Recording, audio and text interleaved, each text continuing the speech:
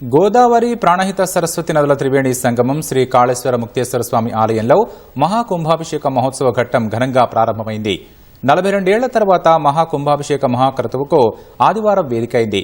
గంగా యమున సరస్వతి సంగమమైన ప్రయాగ్రాజ్లో మహాకుంభమేళా సాగుతున్న తరుణంలోనే కాళేశ్వర త్రివేణి సంగమంలో మహాకుంభాభిషేక ఘట్టం ఆవిష్కృతమైంది. ఉదయం 10:42 వేద పండితుల మంత్రోచ్చరణల మధ్య శృంగేరి పీఠానికి సంబంధించిన తపోవన పీఠాధిపతి శ్రీ సచ్చిదానంద సరస్వతి కరళ కమలకుములచే కుంభాభిషేక మహోత్సవం జరిగింది. 3 రోజుల కుంభాభిషేక మహోత్సవ ఘట్టంలో భాగంగా శుక్రవారం, శనివారం విశేష పూజలు చేశారు. శతచండీ పారాయణం, సహస్ర ఘటాభిషేకం తదితర ప్రత్యేక పూజలను నిర్వహించారు.